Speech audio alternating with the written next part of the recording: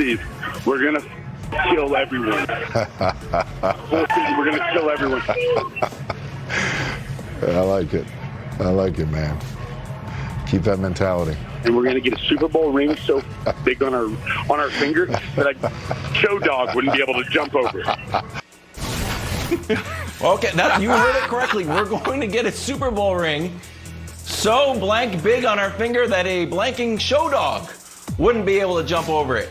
Shout out to the people at Jostens, who will now have to hire a show dog for any Super Bowl ring R&D they need to do. Make up the ring, bring out the show dog, preferably retired because they won't have to go to shows. Have them jump over it. If the show dog can jump over the ring, it's not big enough. If the show dog can't jump over the ring, well, that one's ready to be shipped out to Arizona. Great job, Ready Zaven. to go.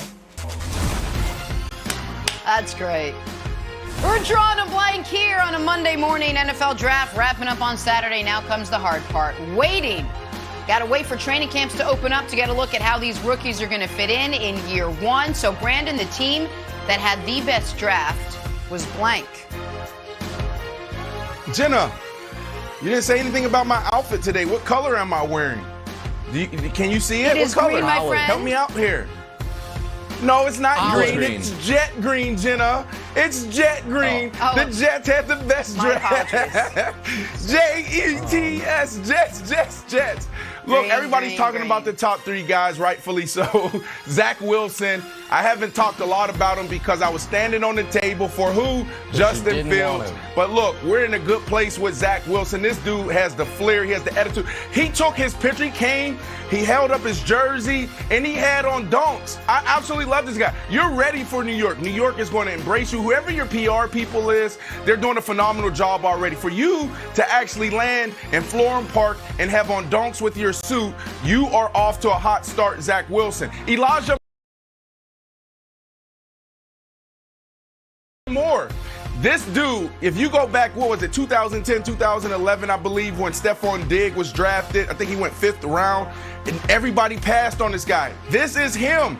This is the Stephon Diggs of this draft. This dude could potentially be a top 5 receiver in the next 5 years. Super excited about him. I don't even know how he fell to us. And then obviously when you draft someone like Zach Wilson, you got to bolster that offensive line. So you look at Vera Tucker, so versatile. This is a dude that can play outside, play inside. Our guy Bucky Brooks believe he can be an all-pro guard. So it's going to be exciting to see where they place him and how he develops and how all three of these guys develop together. So the Jets, baby. Jet All green, right, Jenna. Before Jet green. I give my answer, Brandon, I'm sorry. I'm not laughing at you. But imagine how much Brandon would have loved the Jets draft had they taken either of the two quarterbacks that for 2 months Brandon said he liked more than Zach Wilson. Like, they'd have really killed it if they took Trey Lance or Justin Fields. He doesn't Also, remember. Don't I listen don't to know if we him. can put Don't the listen to Jets Nick, draft. Zach. I I love don't know you, if Zach. we can put the. Listen, if the Jets draft, something very peculiar did happen in the Jets draft, which is I think there is a better than 50% chance that one of these Michael Carter picks was a mistake.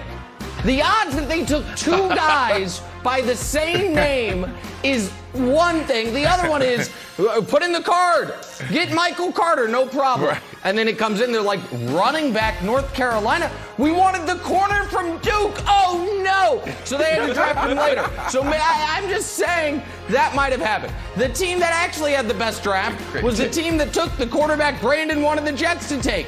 The Bears. Justin Fields. Did they overpay? Maybe, but it doesn't matter if Justin Fields is the guy that I believe Brandon believes that he's going to be. For the first time in 70 years, they will have a homegrown franchise quarterback.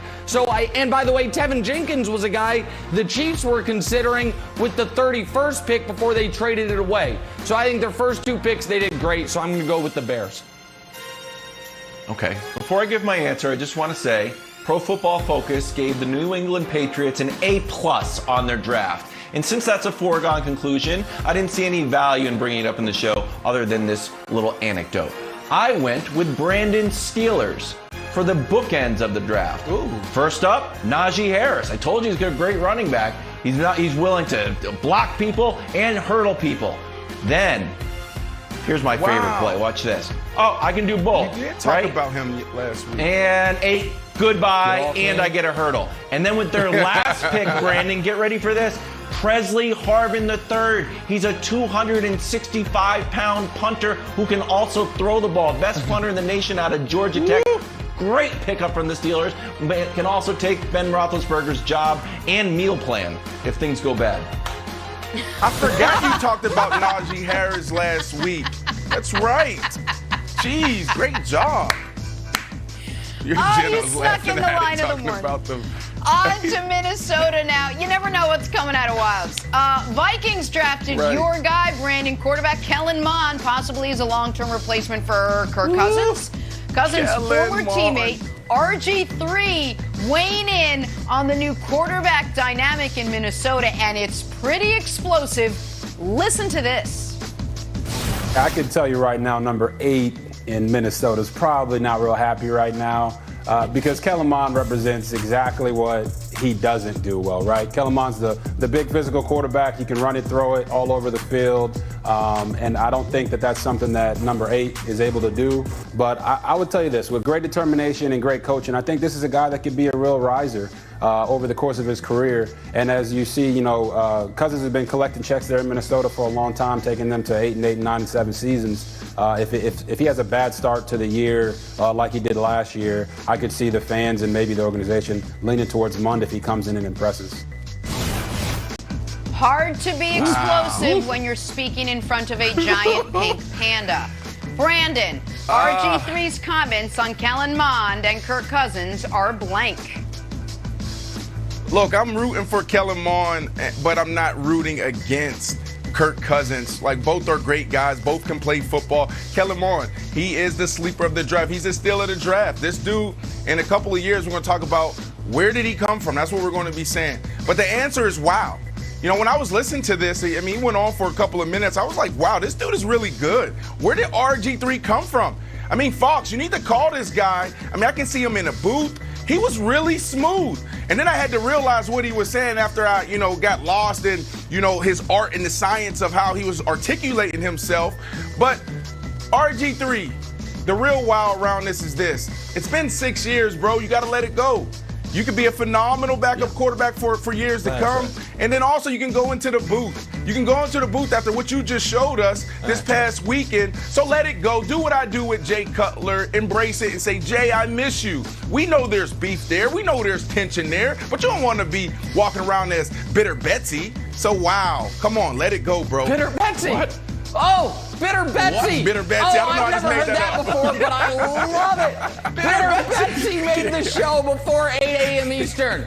All right, but Brandon said, after Brandon gave Kellen Mond all his flowers and then said RG3 is the next Tony Romo, Brandon got to the actual take, which is this is all about this is how RG3 was feeling when they drafted Kirk Cousins after drafting him. Ooh. Same draft. So my answer is projection.